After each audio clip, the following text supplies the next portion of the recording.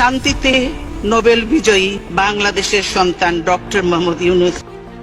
বিগত সরকারের আমলে ডক্টর মোহাম্মদ ইউনূসকে নানাভাবে অপমান অপদস্থ করেছেন শেখ হাসিনা। যেন রাজনীতির মাঠ থেকে সংসদ কোথাও বাদ রাখেননি তার সমালোচনা। একের পর এক আক্রমণ ছিল শান্তিতে নোবেলজয়ী প্রফেসর ইউনূসের বিরুদ্ধে, কিন্তু যার সমালোচনায় সরব ছিলেন পতিত পালিয়ে যাওয়া সাবেক প্রধানমন্ত্রী শেখ হাসিনা, সেই ডক্টর মোহাম্মদ ইউনূসই এখন সিংহাসনে, বিপরীতে পরবাসে শেখ হাসিনা। বিগত আওয়ামী লীগ সরকারের আমলে গ্রামীণ টেলিকমের টাকা আত্মসাতের অভিযোগে দায়ের করা মামলায় হাজিরা দেওয়া সহ নানা রকমের হয়রানির শিকার হয়েছিলেন ডক্টর মোহাম্মদ ইউনূস। সে সময় হয়রানি বন্ধে দেশে বিদেশে বিশিষ্ট নাগরিকরাও দিয়েছিলেন বিবৃতি। শুধু তাই নয়, পদ্মা সেতুর টাকা বন্ধের অভিযোগ এনে ডক্টর মোহাম্মদ ইউনূসকে পদ্মা নদীতে 2টি চুবানি দেওয়ার মতো মন্তব্য করেছিলেন শেখ হাসিনা। কিন্তু 2013 সালে সংসদে ডক্টর ইউনূসকে নিয়ে শেখ হাসিনার বক্তব্যের প্রতিবাদ করেছিলেন তৎকালীন বিরোধী দলীয় নেতা বেগম খালেদা জিয়া। বেগম জিয়া শান্তিতে নোবেল বিজয়ী ডক্টর মোহাম্মদ ইউনূসের যুক্তরাষ্ট্রের সর্বোচ্চ রাষ্ট্রীয় সম্মাননার কথা উল্লেখ করে বলেন, জাতি হিসেবে আমরা গর্বিত। ডক্টর ইউনূসকে আন্তরিক ধন্যবাদও জানান তিনি।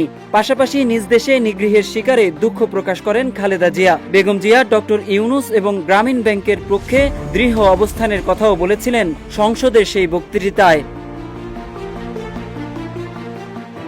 দীর্ঘ 1 যুগ পর সশস্ত্র বাহিনী দিবস উপলক্ষে গত 21 নভেম্বর সেনাকুঞ্জে গিয়েছিলেন বিএনপি চেয়ারপারসন। সশস্ত্র বাহিনী দিবসের এই আয়োজনে গোটা জাতির নজর কাড়ে সাবেক প্রধানমন্ত্রী বেগম জিয়ার উপস্থিতি। সামাজিক যোগাযোগ মাধ্যমেও দেখা যায় 3বারের প্রধানমন্ত্রী ও অন্তর্বর্তী সরকারের প্রধান উপদেষ্টার ছবির ছড়াছড়ি। প্রধান উপদেষ্টার পক্ষ থেকে এমন আমন্ত্রণে খুশি হয় সাধারণ মানুষও। তবে পাশাপাশি ঘুরে ফিরে আসছে শেখ হাসিনার নামও।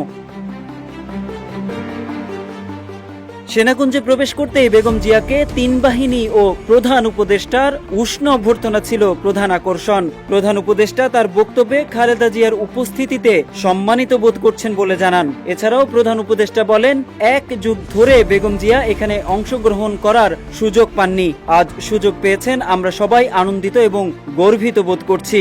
বেগম জিয়া রোগ মুক্তির আশীর্বাদ সহ শারীরিক অসুস্থতা সত্ত্বেও তার অনুষ্ঠানে উপস্থিত হওয়ায় আবারও ধন্যবাদ জানান অন্তর্বর্তী সরকার প্রধান।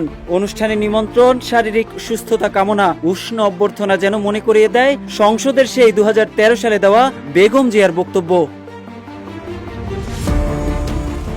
এদিকে সেনাকুঞ্জের সেই অনুষ্ঠানে সেনা পরিবারের সদস্যদেরকে যেমন আগ্রহ নিয়ে বেগম জিয়ার কাছে যেতে দেখা যায়, তেমনি দেখা যায় ছাত্র জনতার অভ্যুত্থানে নেতৃত্ব দেওয়া ছাত্র নেতা, বিভিন্ন রাজনৈতিক দলের নেতা ও অন্তর্বর্তী সরকারের উপদেষ্টাদেরকেও হাসি মুখে ছাত্র নেতাদের সঙ্গে কথা বলতে এবং তাদের প্রশংসা করতেও দেখা যায় বেগম জিয়াকে। পরে সোশ্যাল মিডিয়ায় উপদেষ্টা মোহাম্মদ নাহিদ, আসিফ মাহমুদ ও ছাত্র আন্দোলনের অন্যতম সমন্বয়ক সার্জিসের পোস্ট থেকে তা আরও স্পষ্ট হয়ে ওঠে। সেনাকুঞ্জের পুরো অনুষ্ঠান যেন ছিল শান্তি ও সম্প্রীতির প্রতীক।